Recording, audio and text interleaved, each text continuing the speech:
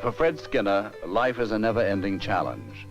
Though now in his 70s, he still rises each morning at 5 o'clock in order to write for several hours before beginning his workday. Skinner has always led a full life, not only with his work, but away from it as well. Burris Frederick Skinner was born in Susquehanna, Pennsylvania in 1904. His father was a lawyer, and Skinner was once told that punishments were waiting if he turned out to have a criminal mind. However, Skinner's early years were warm and rewarding. He liked nature and exploring. He loved to build things and was forever inventing gadgets. Unlike most children, he liked school and excelled in his studies. In 1922, he enrolled in Hamilton College, majoring in English and working on the college newspaper.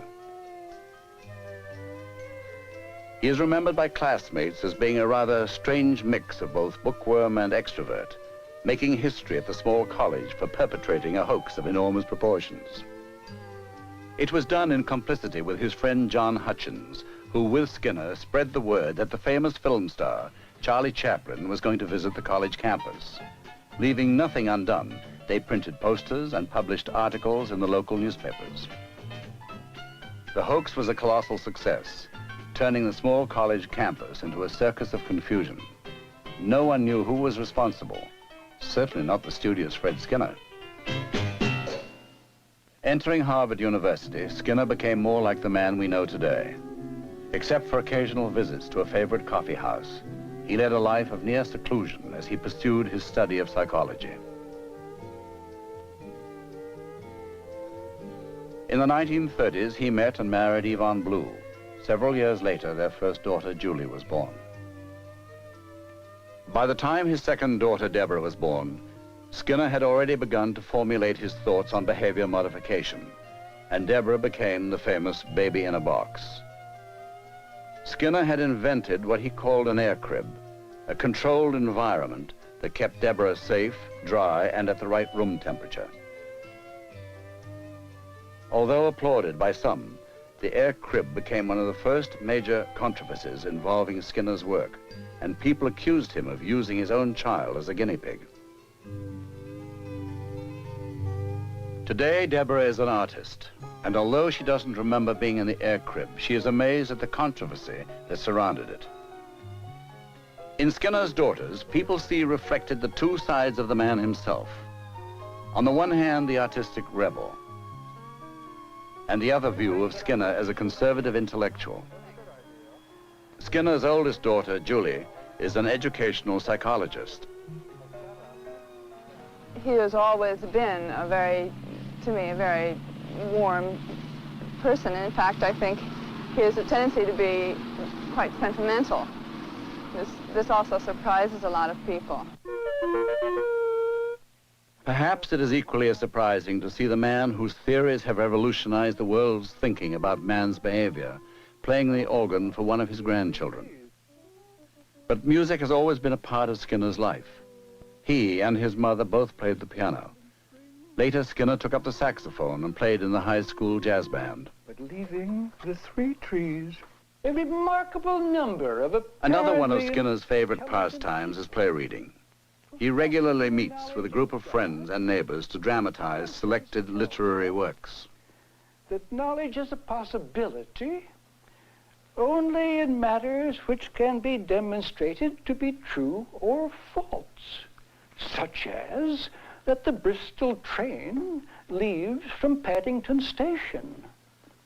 And even then, on the understanding that all the observable phenomena associated with the train leaving Paddington could as easily be represented by Paddington leaving the train.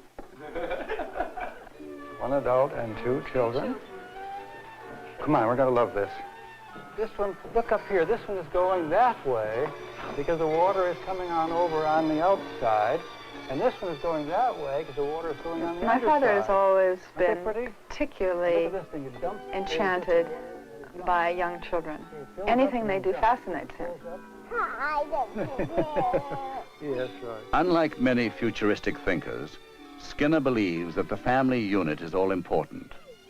What we have forgotten, he says, is that any human relationship must bring mutual rewards. See how much the doll weighs? The whole question of what to do about the family in American life, of course, is a very important one. We get very careless in the way in which we treat others we're living closely with, and we can improve that by shifting from the careless, punitive measures we're so likely to resort to because they seem to work instantly, and turn to the positive effects which are associated with love and affection, which in the long run have much more powerful positive effects and would make for a much more harmonious family unit. Happy birthday, oh my. dear Daddy. Happy birthday to you. Reinforcement. Well, shall I? I guess you have to. Read it. You help me, Teen. You read it. Ready, Teen? Here we go. Read what it Let says. read it. Oh, No, what's that that's saying? right. Blow out candles to get reinforced. Candles. Something's going to happen if I blow it out now. right. Reinforced. Lisa Would you can help me read. blow now?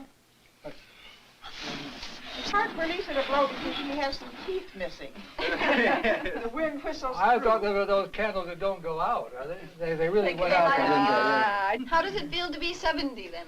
they? Well, a little different from 69, I suppose. He's like any other grandfather. He loves his grandchildren. He loves children in general.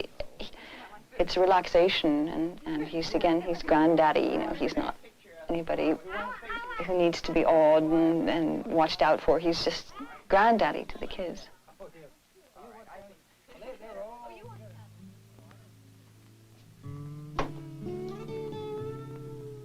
Grandchildren, of course, always participate in birthday parties with a good deal of joie de vivre, and that helps because it reminds you of what birthday parties were like when they were not such solemn occasions, and when they did not signalize the transition into the older regions of one's existence.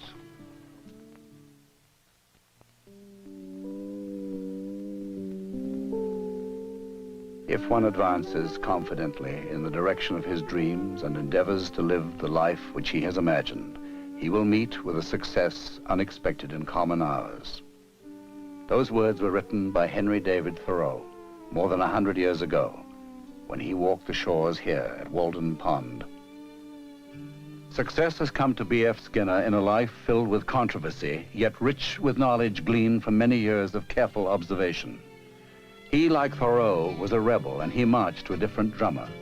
For the most part, he has preferred to work alone. So long criticized for his theories on behavior modification, he is now indifferent to such criticism. It is perhaps true, however, that he and Darwin have shared the worst press in history. But history will remember B.F. Skinner well for his contribution to man's knowledge of the world in which he lives.